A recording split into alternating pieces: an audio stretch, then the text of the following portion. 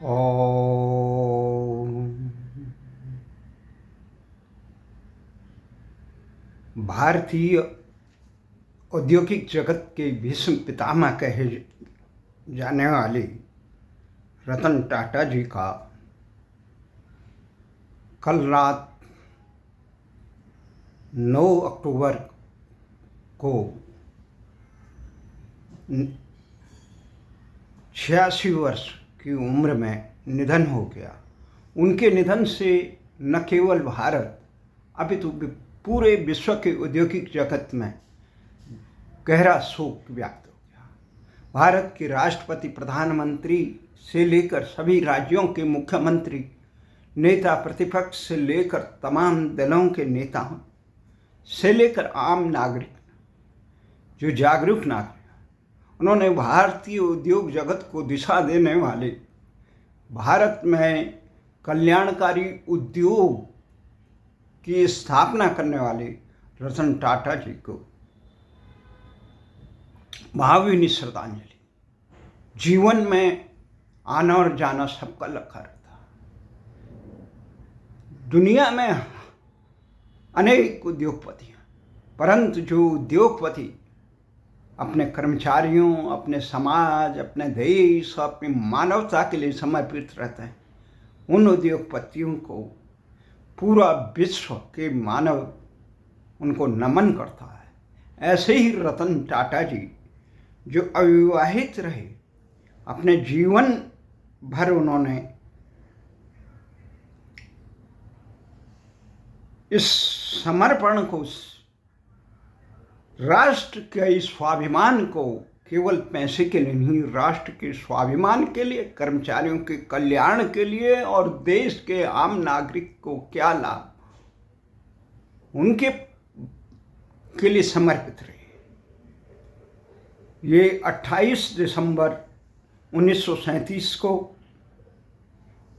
बॉम्बे में, Bombay presidency British India जो महाराष्ट्र में है वर्तमान में, जन्मे। रतन टाटा जी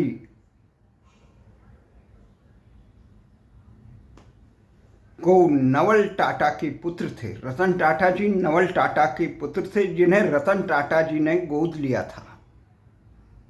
रतन जी टाटा जसमेरपुर टाटा के पुत्र थे। टाटा समूह के संस्थापक थे। उन्होंने कार्नेल यूनिवर्सिटी ऑफ आर्किटेक्ट से आर्किटेक्ट की स्नातक की डिग्री हासिल की थी। वह 1961 में टाटा में शामिल हुए और टाटा स्टील के वर्क फ्लोर पर काम किया। 1991 में JRD टाटा के सेवानिवृत्त होने पर वे टाटा सन्स के अध्यक्ष बने और कार्यकाल में के दौरान टाटा समूह टेटली, जयगार लैंड रोवर, कोरस आदि का अधिग्रहण किया, जिसका उद्देश्य टाटा को विशेष बड़े पैमाने पर भारत केंद्रित समूह को वैश्विक व्यवसाय में बदलना था। टाटा एक समाज सेवी व्यक्ति थे। टाटा एक निवेशक भी थे। उन्होंने 30 से अधिक स्टार्टअप में निवेश किया, जिनमें वे अधिकांश व्यक्तिगत क्षमता और कुछ अपनी कंपनी के निवेश के माध्यम में किया। टाटा जी इतने सहृदय व्यक्ति थे, उनको नमन करते हैं पूरे भारतीय उद्योग जगत। भले ही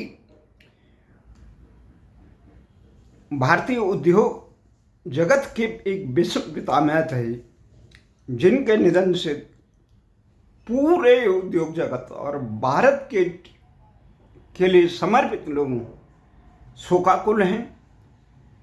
भारत के सबसे बड़ी व्यावसायिक इकाई टाटा समूह के 1991 से 2012 तक अध्यक्ष रहे।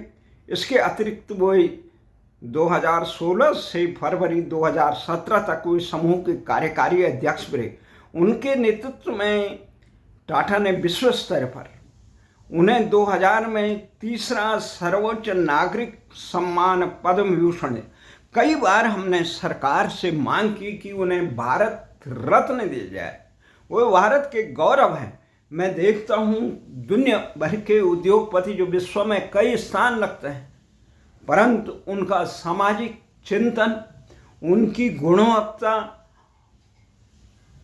कहीं नजर नहीं आती, और अपने कर्मचारियों के प्रति उनके कल्याण की भावना, टाटा नगर जसमेरपुर को बसाने में टाटा समूह का जो महत्वपूर्ण योगदान है। आज एक दिवसीय शोक जो झारखंड सरकार ने रखा है, पूरे देश में रखा। हमने भारत गौरव, वो भारत की गौरवशाली परंपरा के प्रति थे। वो केवल 2 पैसे के लिए काम नहीं करते थे। हमारे मित्रों ने बताया यहाँ दिल्ली में, ये नई दिल्ली पालिका क्षेत्र में केवल रतन टाटा समूह ही ऐसा था जो नियमों के अनुसार ही काम करता था और उसी के अनुसार वो कार्य करता। वो व्यावसायिक गतिविधियों में वर्चस्वता के लिए अपनी गुणवत्ता में कभी वो नहीं करता, और वो कल्याणकारी, राष्ट्र का जिससे कल्याण हो।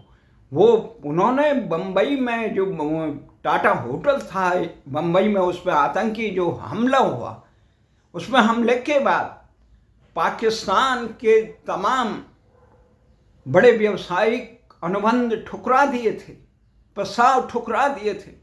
उन्होंने कहा हमारा राष्ट्र सबसे बड़ा है, हमारा देश का स्वाभिमान।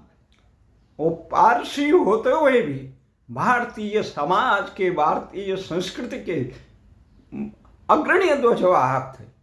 उनकी पावन स्मृति को हम नमन करते हैं। दुर्गा अष्टमी के शब्द में आज उनका जाना ब्रह्म मुहूर्त में, कल रात वो चले गए। उनको भारतीय मानस पटल पे उनकी छाप, गहरी छाप है। भारत सरकार को प्रायश्चित होना पड़ेगा। उन्हें भारत गौरव रत्न क्यों नहीं दिया? हमें तो ये तक था कि उन्हें महत्वपूर्ण जिम्मेदारी नहीं दी। इस देश को मजबूत बनाने में, इस देश के कल कारखाने ही नहीं, यहाँ के तमाम चीज़ें, नमक से लेकर वहाँ तक, लोग टाटा में जिसमें मोहर लगी उस पर विश्वास करते, गुणवत्ता पाए। वो 2 पैसे कमाने के लिए अपनी क्वालिटी में कभी समझौता नहीं करते थे। एक समय था, आज़ादी के समय लोग बताते हैं कि लोग भारतीय सरकार से अधिक तनख्वाह टाटा की कंपनियों में मिलती। वो अपने कर्मचारियों के कल्याण के लिए इतना। प्रेम जी गए विप्रो के प्रमुख, उनकी पत्नी, वे किस प्रकार से सहयोग टाटा जी ने दिया, रतन टाटा। मैं उनकी स्मृति को सत नमन करते हुए ऐसे महामानव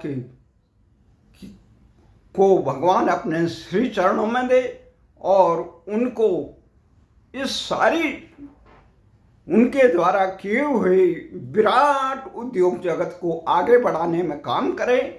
वो सारे संसार के कल्याण के लिए भारतीय संस्कृति के ध्वजवाहक रहे।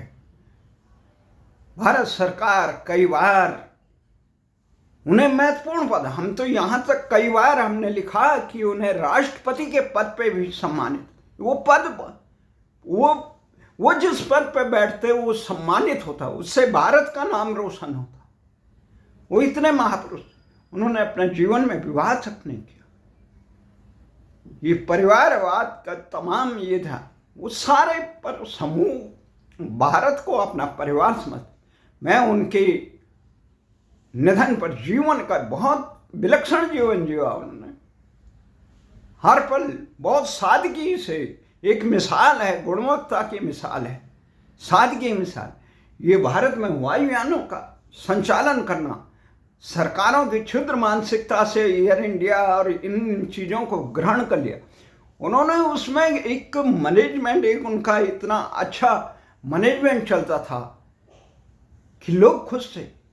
अधिग्रहण सरकार ने जो किया, उसके बाद उसका अकुशल प्रबंधन के कारण एयर इंडिया इत्यादि घाटे भले ही अब उनके हाथों में आया, परंतु रतन टाटा जी भारतीय उद्योग जगत के बहुत उद्योगपति हैं, जो भारत के देश को चूना लगाते हैं, कर्मचारियों को चूना लगाते हैं, उनके हितों पर डाका देते टैक्स, परंतु रतन टाटा जैसे कल्याणकारी गुणवत्ता के प्रति अपने कर्मचारियों से लेकर देश के प्रति वफादार जो लोग होते हैं वो बहुत कम होते हैं। उनकी पावन स्मृति को, वो भारत के नहीं विश्व के गौरव थे, विश्व में भारतीय संस्कृति भारतता के परचम धारक थे।